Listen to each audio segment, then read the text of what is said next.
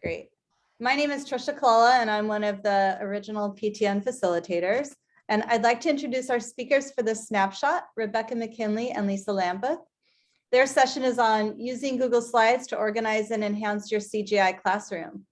I'll be collecting questions from the chat if we have any time at the end, and a link for the resources will also be shared at the end in the chat.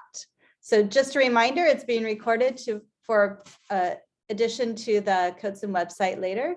And let's go ahead and get started. Thank you, Rebecca and Lisa. Hi, everyone. I'm Lisa Lambuth, and I am a math mentor, CGI coach at Norwalk-La Mirada Unified School District, and I work at Morrison Elementary currently.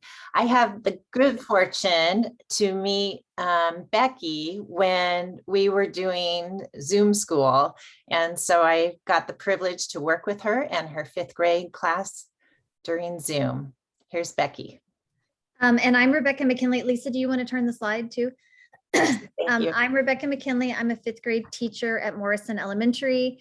And when Lisa and I started working together, she was such a blessing to me because she helped me figure out how do I do CGI with 5th grade, because it was my first time teaching 5th grade. And we're still working together now to kind of figure out the best ways to organize and use CGI in the classroom. So we want to get started with a quote from the experts, the researchers and authors of children's mathematics. And this is what they say. I'm just going to read a part of the quote. There is no optimal way to organize a CGI class. Whatever organization enables you to support the students to solve problems using their own strategies and provides you opportunities to listen to the students' problem-solving strategies is an appropriate organization for you.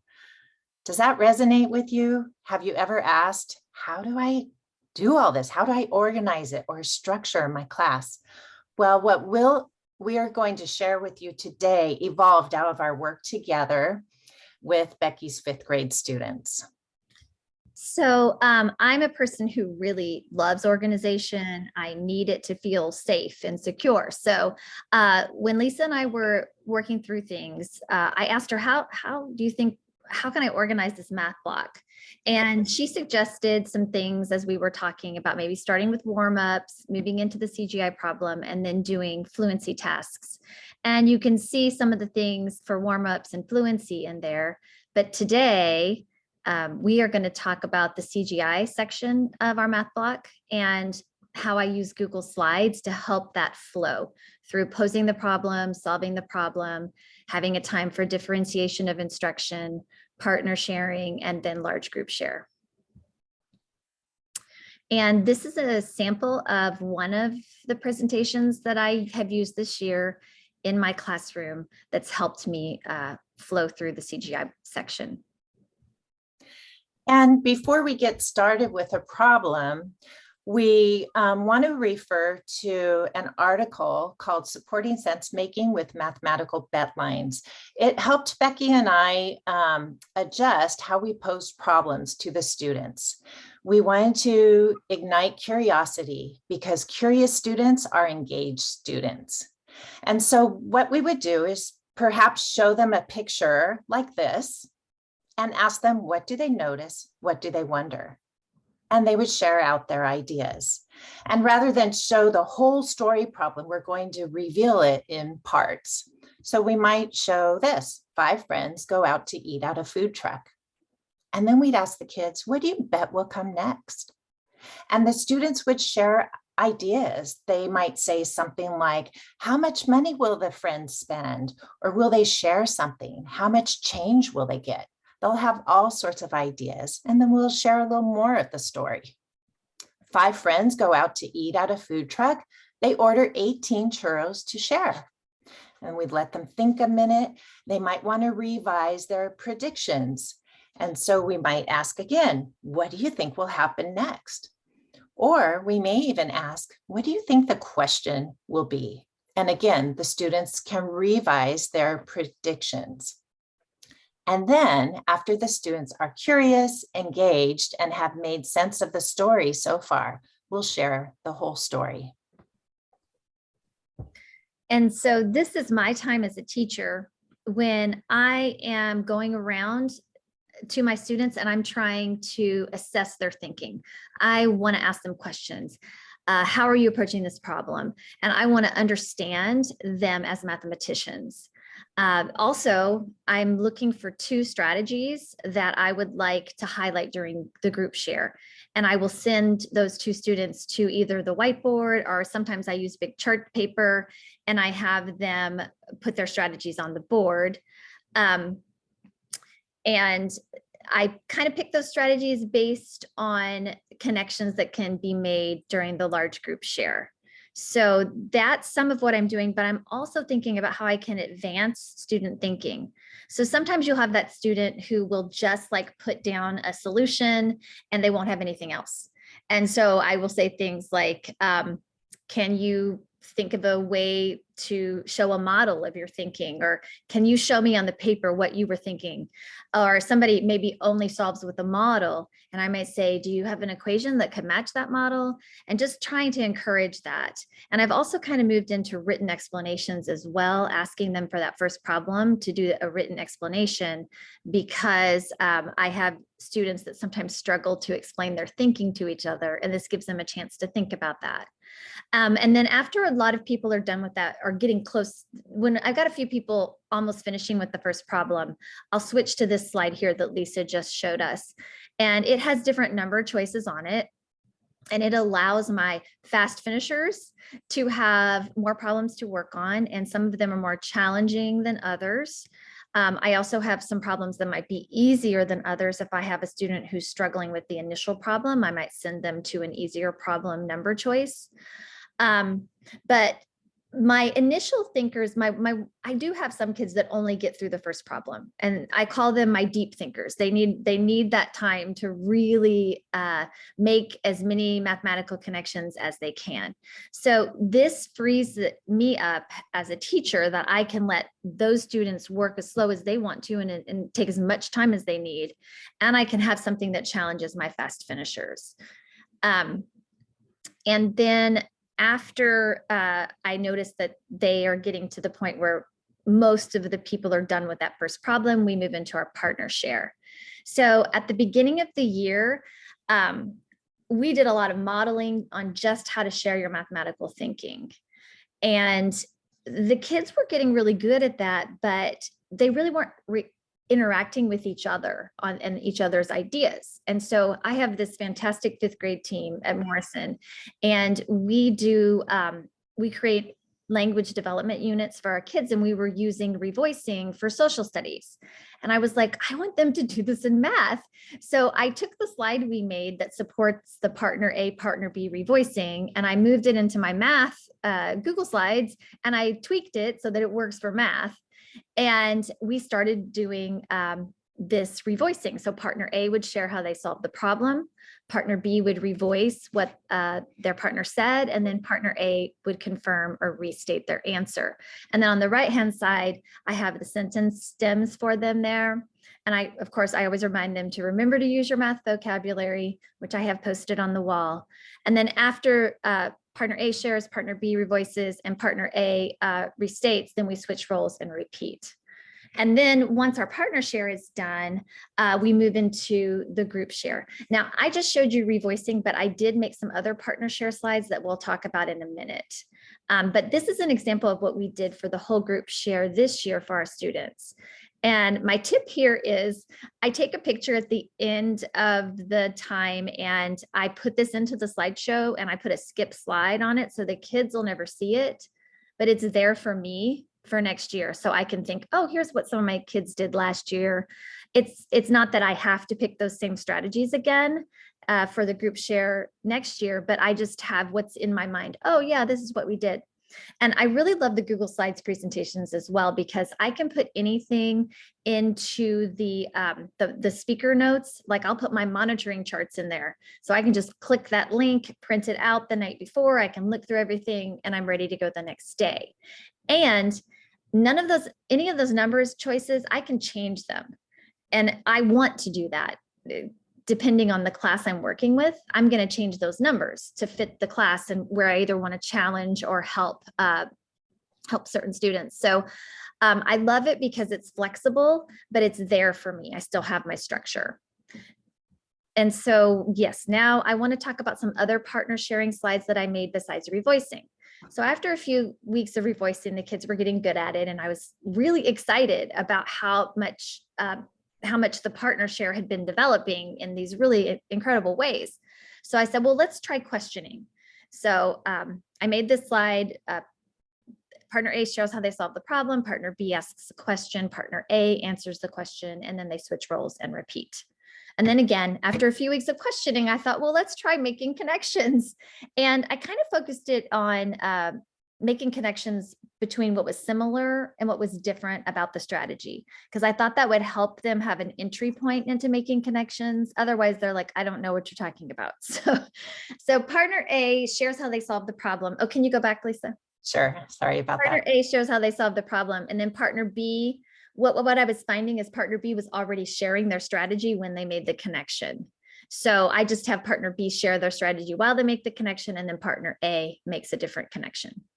And then again, after a few weeks, I said, let me try the next thing, which was, I just call it evaluating and explaining. But partner A will look at partner B's solution and see if they can explain how partner B solved the problem. And then partner B will confirm, yeah, that's how I did that, or no, what I did to solve the problem was.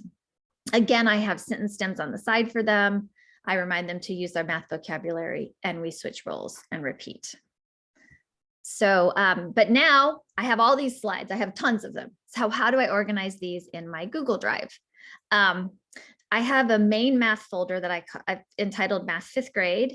And in that folder, if you click on that folder, there's a bunch of different folders inside, like fractions, decimals, warm-ups, counting collections. But if you clicked on fractions, I have different problem types that work with fractions. And then if you clicked on equal shares, inside there are all my slideshows that work with equal shares. So then I can just click on them when I need it, change the numbers if I want to, look at everything, grab my monitoring chart. It's all right there for me. And I just love it. So it makes it feel a little less overwhelming, and everything is there for me. So we also have some resources for you. There you go, Lisa. Yes, so I forgot to tell you in the beginning, I referred to that article about the bet lines, so that we have a link here that you'll be able to access that article. So when we're finished, Trisha's going to put in a link to this one-page resource shop, and we have all sorts of resources for you to be a springboard for you. Okay, we definitely want you to adapt these to the students you have in front of you. Change the numbers, change the problems to suit your students. But let me go through what we have here. So Becky has so graciously shared a whole bunch of her work with you. So she has her slides for equal share problems, and for each set of slides for a problem, she put in a partner talk strategy. And that is just one slideshow. So it's 6 slideshows altogether that I'm sharing. Yeah. So here you'll see multiple groups problems, another equal shares, decimals. All of these are slides of story problems. And then we also put together a slide set with all the talk slides that she showed you. And then this link here is the slides for this presentation. So, and also I mentioned the Betline article. And then I want to point out these texts. Now this book, Extending Children's Mathematics, Fractions and Decimals, you might be familiar with it. That was our guide last year when we didn't know 5th grade math. We were like, okay, we need to read, how do we approach these types of fractions and so on. So that is a tremendous resource. And then Intentional Talk is also a resource that will go more in depth with these partner talk strategies. And so Trisha, you can go ahead and put that in the link. And we want to thank you all for coming. There were lots of good choices, so we appreciate you coming here so that we can share what our work has been with you. And if there were any questions in the chat, now's the time that Tricia can read some for us and we can answer as best we can.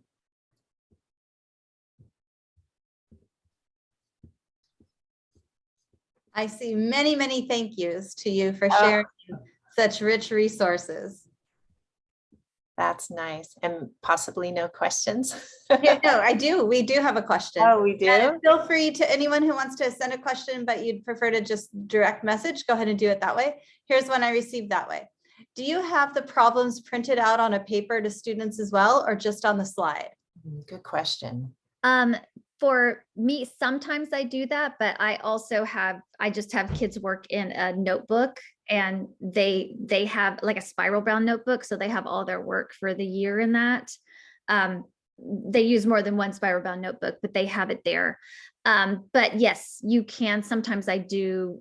When I want to have it, I will give them that. I also make them take a picture of their work and they put it in Schoology for me. So I go into the problem every day and I can just flip through the problems in Schoology. I don't know if anybody works with Schoology, but you get the photos of all their work.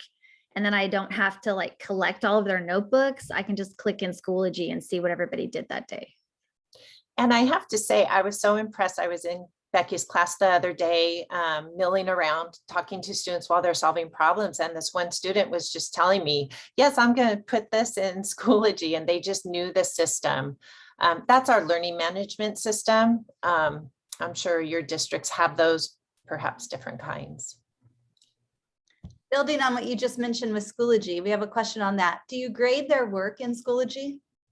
I don't grade the CGI work per se, but that helps me understand, like, say I missed somebody when I was going around monitoring students, I can click on the students that I didn't get to that day, just so I really know where they're at and they're thinking. But I can make, they make assessments in Schoology and I will grade assessments, but not their daily work. And also, if I can add to that, you are looking to see how the students are progressing through the strategies that are talked about in the Extending Children's Mathematics book. So are the students in a non-anticipatory strategy phase or anticipatory, and so on? Okay. Great. If we go back to the notebook, we have one more clarification question for you. Do they copy the problem into their notebook or just show their work? Some of them want to rewrite the whole problem, but most of them will just start working. But yeah, they will have on there kind of, I mean, you know which one they're doing, so it's pretty clear. But yeah, no, I don't have them recopy the thing because I project this on the TV. And so the problem's up there for them the entire time. And then in the group share, we refer back to the problem. I switch from the partner slide back to the slide and we'll say, okay, where in the story do you see this? And so we keep referring back to the story. Great. And one last question. I believe this one refers to Schoology again. You're able to create a rubric. Have you created a rubric for CGI? I have not right now, but I'm going to do that sometime. I just haven't done it yet. Great. Well, thank you all for joining us. Oh, sorry, Lisa. No, I was just saying, yes, we've talked about doing that. Thank you all for joining us today. Thank you again, Rebecca and Lisa. And please, Rebecca and Lisa, take a moment to read the chat before we close out the room, because there's so much gratitude flowing through for everything you've shared and for your resources. To everyone else, we'll see you in the next snapshot. Thank you. Thank you so much.